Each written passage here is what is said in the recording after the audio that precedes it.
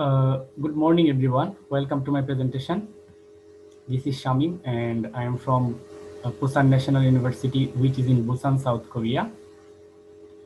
Now I am gonna present a talk on biomass-derived activated carbon as a catalyst for the effective degradation of rhodamine B dye.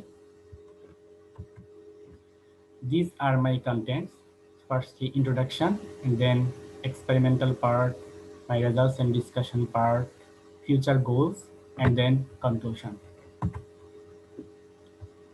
So let's describe the introduction part first.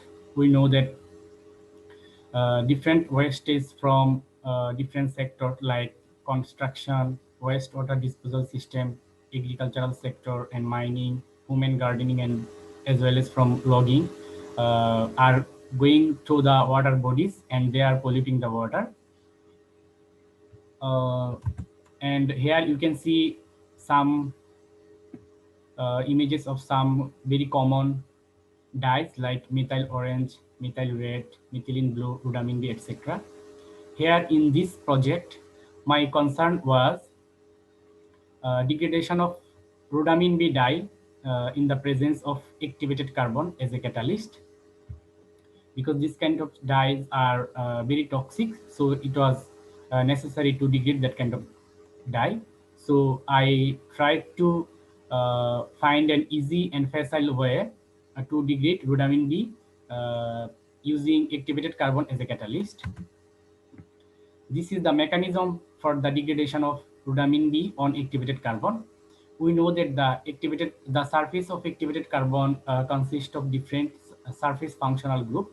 Here you can see that there are 4 interactions which has been designed as A, B, C, and D.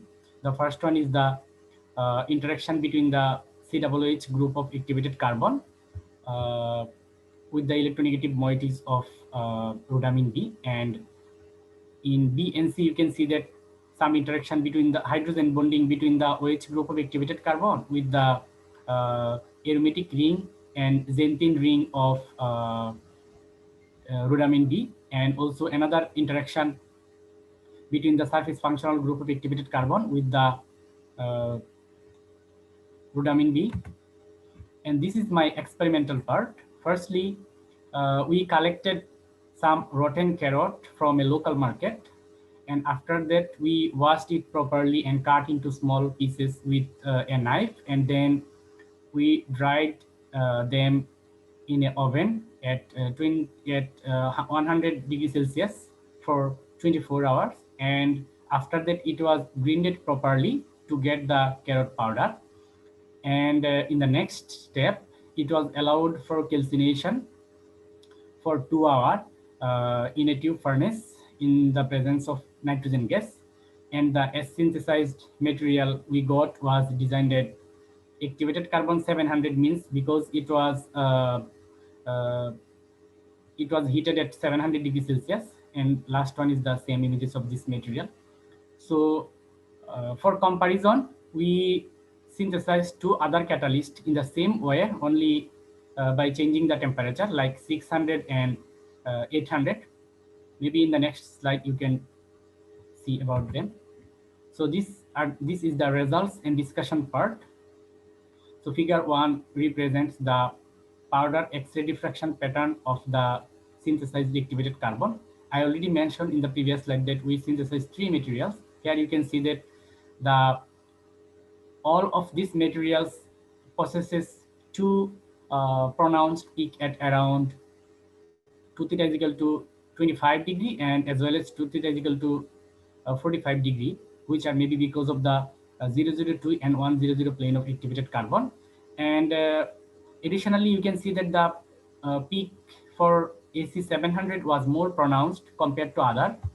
Uh, it means that this catalyst was more active compared to other 2 catalysts.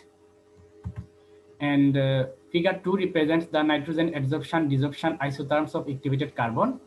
Here you can see that the AC 700 gives larger surface area compared to other 2, And this is the Fourier transform infrared spectrum of our AC700. I mean only for the main catalyst. Here you can see the existence of some OH, C double bond or COC and CH absorptions. And this is figure 4, which represents the scanning electron microscopic image A, and B and C are the TEM transmission electron microscopic image, and DE is the map data. D and E and F are the elemental mapping. So from figure 4A, B and C, you can see that the porosities of our material were easily visible, and from the map data and elemental mapping, it shows the existence of carbon and oxygen.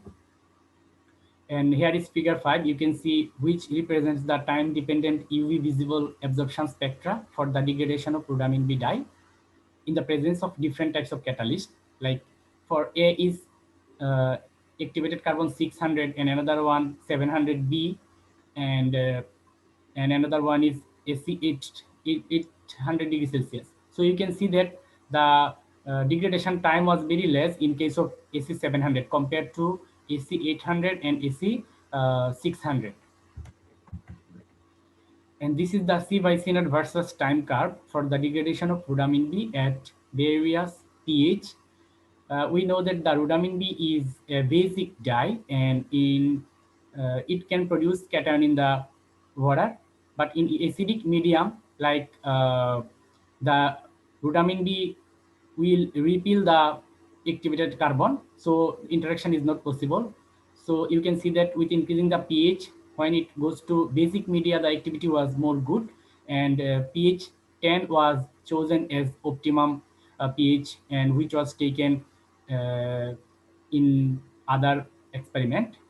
And in figure 6b represents the C by C naught versus time curve for the degradation of rhodamine B at various concentration. You can see that with increasing the concentration, like it was difficult to degrade, because maybe in if the concentration of dye becomes more, then maybe the active site was blocked. That's why it happens. Very more like in more concentration, the degradation was little bit difficult. And we know that temperature is also an important factor which may affect the degradation rate. Here, you can see the long C by C naught versus time curve for the degradation of rhodamine B in the presence of AC700 at various temperature. So with increasing the temperature, the degradation efficiency also increase. It can be explained by collision theory. We know that like if the temperature increases, the collision among the molecules will increase, which at a time will increase the degradation rate. And figure 7b represents the ln k versus 1 by t. Here you can see the it was a linear curve, and we got the activation energy was like 3.5.9 kilojoule per mole, which was also very small. And this is the recyclability study of our activated carbon until 10th consecutive cycles for the degradation of rhodamine B. Like you can see that until the 10th cycle, our activity degradation efficiency was around 85%. It means that maybe during washing, some of our catalyst was lost. That's why at the last run was little bit, the efficiency decreased in the last cycle, like last few cycles. And this is the conclusion part.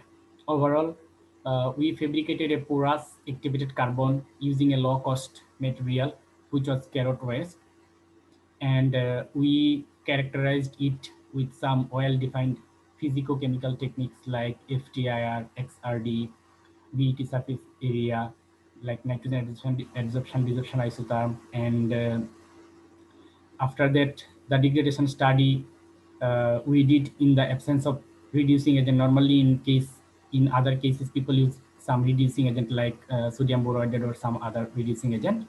And overall we developed a cost effective and eco-friendly technique, maybe which one we can use for the degradation of other toxic dyes in near future.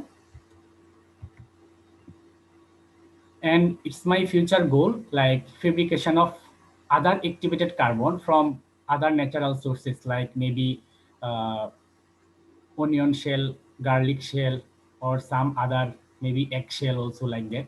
And I have another plan, maybe doping with heteroatom, because if we dope this kind of activated carbon with heteroatom, maybe we can apply this in case of energy like ORR, OER, or HER application, or maybe electrochemical sensor, etc. So that's my future goal. And this is like I am very grateful to my professor and all of my lab members because of their cooperation in my research. Thanks everyone for your kind attention.